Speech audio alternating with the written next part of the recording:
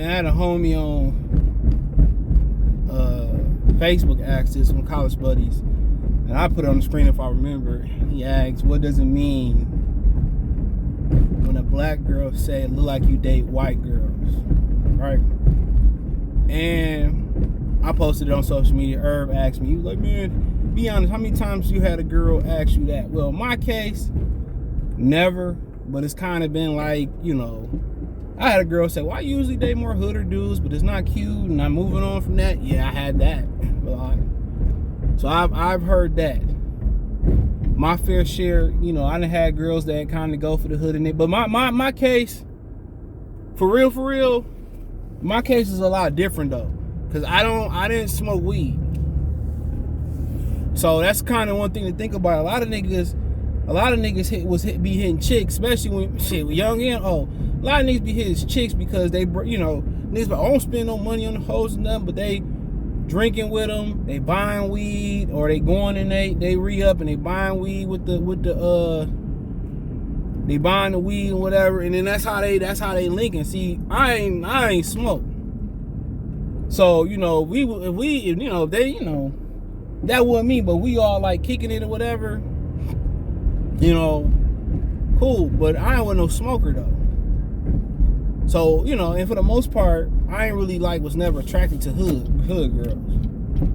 You know, but the ones that, you know, we cross paths with in the club, I really ain't never get that. But, you know, opposite attract. The hood girls go for like the proper niggas, have to get done. But it's all a phase though when you think about it. Because the same women, black women who give you that, then, you know, when they go make their mistakes and have their babies and all that type of stuff, and then they want to come back and say, well, you know, what's up? And they can still be the same size, same booty and all that, but nigga ain't gonna want to deal with that luggage. They come with none of that. And some people do, some people don't. But they know, when a woman know they can come and go in your life at will, they got you by the balls. Oh, this nigga almost fell off his skateboard and shit. He good though, he good. But a woman gonna know she can come and go as she please.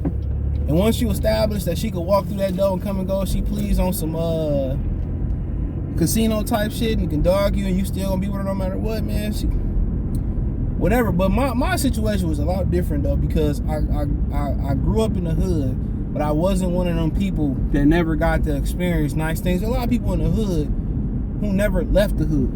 I mean, we would going downtown for a lot of niggas in the hood was like going out of town, like going to Pleasantville.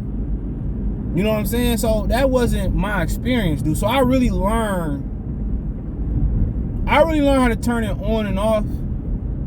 You know what I'm saying? That's just my experience with it. I knew how to turn it on and off. I grew up in the hood, but like I told y'all, I did go to private school. Wasn't no hood motherfuckers in private school. So I literally learned how to do both. And I had aunts and uncles and cousins who lived in very nice neighborhoods, like where professional athletes played at. And I had people who worked out there. I remember my mom's ex-husband used to cut Dennis Rodman grass back in the day when he still lived in Detroit, played in Detroit and played in the area. You know? So, you know what I'm saying? Like, we experienced nice stuff, bro. Like real talk. So I got to experience like the best of both. So I knew how to perform on both levels. So I knew when I went to a job interview, I knew how to woo, I knew how to talk, pronunciate, say what needed to be said. But I knew, like, if I was going like where I'm at now in Inkster, and I go down this road, go to Saigon. What up, though, nigga? What's projects? Anybody know the area? When I was going, that was a bad area. So I knew how to, do both. You know, and I think that was kind of both designed by my mom and shit. You know what I'm saying? So I knew how to, you take your lumps and shit, but I knew how to, we got chased by dogs and we knew where to go, not to go when we did go there. So I knew how to do both. So I always performed well at both. So I heard that, I ain't the gangster type or nothing like that. But, I ain't never really tried not to be me, because then it puts you in a position, it puts you in situations that you don't want to be in. So yeah, was I the ideal dude that the popular chicks at school? Hell no. But I really wasn't, because I went to school, high school in the hood. I really wasn't sweating them. You know, I really wasn't sweating them. You know, at all. So, you know, I was more into like kind of like lamer type of chicks in that school, like shit like that. Like schools, we went to school in private school, and I'm in my neighborhood and stuff like that. Cool, like that was me. I was never attracted to the hood chicks. Like I said, I ain't smoke weed or do shit like that. Really didn't have shit in common, dude. But all my friends that grew up in the hood and did that, we had shit in common. We hooped, we played football, we had classes together.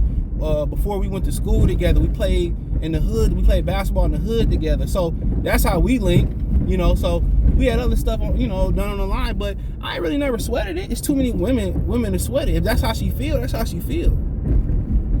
Rejection is gonna be a part of life,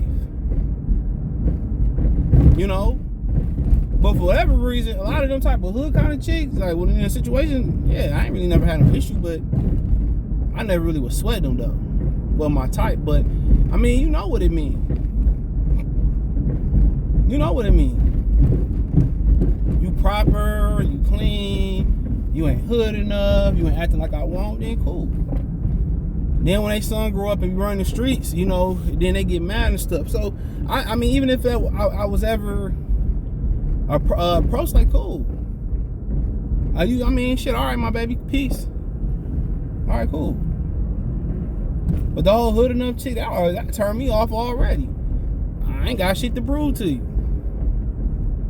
Real talk, I ain't trying to prove nothing. I ain't true that, you know, I'm make the Draco pop, pop, pop. I'm a bloom, bloom, bloom. I smack a nigga foot. Nah, I ain't trying to prove none of that. Nope. Because I said they turn around and put you in positions that you don't want to be in. Trust me. I've been there, done that. I've been there, seen that. I don't want to be in them type of positions, dude, at all. But you know what I mean, proper and stuff. Ain't nothing with you young black man doing that at all. But yeah, man, you know, so when chicks, you know, when black chicks say that in general, gotta stop and go. Stopped at my dad's house. When they say that, obviously you too proper and all that type of stuff, and they probably prefer, and I don't have no issue with women with preferences at all. And as you get older, your, you know, preferences, your needs and your wants, make sure I got all my shit, they do change. But, you know, is it a smack in the face? No, I mean, shit, you ever go to a girl and be like, you like a girl that just date white girls? You ever hear dudes say that? That like, you know, like a girl that just date white dudes. You know what I'm saying? How it's disrespectful to ask a woman her age and all that. That just ain't no. I guess it's because it's a woman. You know? And it's just the way it is. You know? So I guess it's just kind of one of them things was the way it is, but you don't see dudes saying that. I guess that sound weak as hell. Like, oh, you don't even like, you fuck with niggas like me. You know, even with the how can I say it? Even with the I don't even know. Even just like talking, like kind of just being sarcastic with it. Shit still kind of like sound kind of weak. You know what I'm saying? So, well, you know, they say stuff like that. Like, I don't like you mess with white women and stuff of that now. I just keep moving. All right, my bad, my baby, peace. Some shit like that. Unless she just, like, even if she playing, it's still some truth to damn near every joke. So, you know what I'm saying? You know, because I had thought, you know, I had seen some chicks that, you know what I'm saying, it's not the quote unquote stereotypical black woman. You know, I don't know, loud, ghetto, or not even just those like words to describe them, or like stuck up. You know, how you hear? I remember I heard Kevin Samuels had a live one time with a woman, And she said, I hate when dudes or people say, smile. Smile. I don't want to smile, or resentful or hard or tough to deal with, and then, or don't want to be submissive or stuff. And that's kind of the more, you know, things that describe women, black women. Tough, difficult, no accountability. You know, those are kind of more the things that describe them. You know, so, you know, and I be submissive and I talk to the right one, but then how I know I'm the right one? I walk up to you and it's like, you tough. I'm not gonna be like, we grew up in an era where people talk about how sexual harassment. We grew up in an era where Steve Urkel kept shooting his shot. Today, that would be considered sexual harassment. We were in the era in Looney Tunes where a cartoon character with Pepe Le Pew was forcing itself on the other girl's skunk. Just think about some of the things that go on subliminally. I wouldn't even name it subliminal. It's blatantly there. Or if you don't succeed, try again.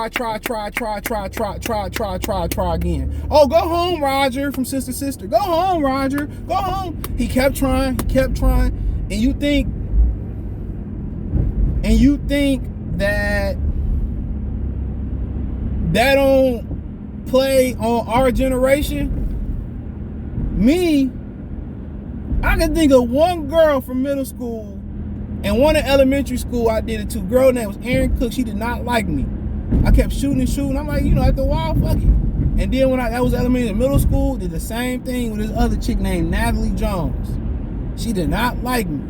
Ever since then, dude, like, if I get the vibe where you really ain't like really messing with me, dude, I'm not gonna keep shooting my shot.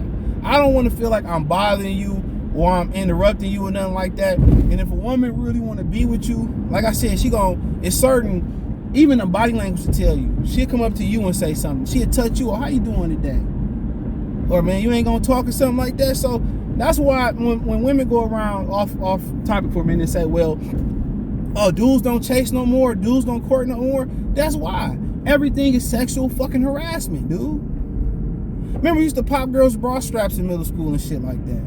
You know what I'm saying? Just little stuff like that. Everything you do now is sexual harassment. And just look at the history we came up with, just a small sample size of examples I used about trying. Shoot your shot. And now today, that's considered sexual harassment. You know, now it's a big emphasis on that type of stuff. So, but nonetheless, that's just mean for the most part, you ain't my type. And some women will entertain a dude that's not their type. I've been in that scenario too. But I could take a hint. Hey, what's going on? Hey, how you doing? They give you the drive Texas. Or, you know, hey, let's spin the block or whatever. Oh, no, I'm doing this. Or, no, I'm doing this. After a while, after a couple try, man, that's when I was younger. I'm good, bro. I'm going to keep it moving. I'm just going to cut you off. Cool. But some niggas don't take no, or you in a horny spot, you keep the number around, you horny, or whatever, you know, I stop doing that. After a while, I'm just going to delete you, bro. Because if she really serious and gonna link, she gonna link. Straight up and down. So when they say stuff like that and they give you that type of vibes like that, it's like, you know, why even be, like, in the era, especially young guys coming up, like, why even be respectful, bro? Why even court? Why even date? I'm getting free food. You might as well pull up, you know what I'm saying? Netflix and chill. Let's get a room. You might as well just cut straight to the point. Unless you really like her like that. Y'all in that environment where, you know, you met her and y'all cool. And you like, oh, cool, shorty, cool as hell, whatever. You know what I'm saying? But when they say something like that, they just, you know, you ain't they type. You could be worse things. You ugly. Oh, you short, nigga. You too fat, nigga. You know, it could be shit like that too. It could be a far worse things than that. And then get mad when you end up with a white woman and you successful. Mind-blowing sometimes, bro. Very, very, very mind-blowing sometimes. Life can be very, very mind-blowing. You know? And after a while, bro, it's just to the point where, damn, you know, they want black men to settle for lesser black women that's not their type. You know, but they don't want to settle. So when you get with a white girl or a girl that like that, then you know you looked at as a sellout or a sadiddy, man. Be who you want to be with. You gotta deal with the consequences either way. And this consequences, you know, me and Kobe talked about this, talking about, you know, you dating white women and you gotta go do family shit, and it's the cultural differences, the awkwardness, and it's always gonna be awkward when you kicking it with somebody else's family, especially when you're dealing with young women. Because the minute you do something wrong, they're gonna run back and tell their family, oh, this nigga was looking at another girl butt, or this nigga didn't do this, or he didn't do that. You know what I'm saying? Or they asking to borrow money behind your back and it's making you look weak. You say, why you can't ask Tyrone? Why you can't, you know what I'm saying? So there's little shit like that, how I look at it, bro. So it just ain't your type. Like, oh no, you ain't my type. And maybe that's their way of saying that, but not being disrespectful or trying to be disrespectful. But it is what it is. Like, I've never personally like experienced that, you know. But I experienced rejection. I experienced straight up rejection or subliminal rejection, or, you know, oh, I really ain't like me. But I'm not about to be nobody lackey though. You're not about to make me do what you want to do and I ain't smashing, or you want, you know, I ain't smashing, at least I ain't doing it. So, I mean, it is what it is. Let me know what you girls and guys think. Thumbs up the video, share the video, subscribe to the channel. And subscribe button is the bell icon button. Hit all notifications, increase your chance to get notifications. We go live drop video. Financially, you want to support the channel, Cash App, $CJGood313, Venmo, CJGood313, PayPal link in the description. Hit the link tree, follow me on Twitch, Twitter, Instagram, Spotify, Anchor, Cash App, Venmo, PayPal, Apple Podcast, Google Podcast, the whole nine. Peace.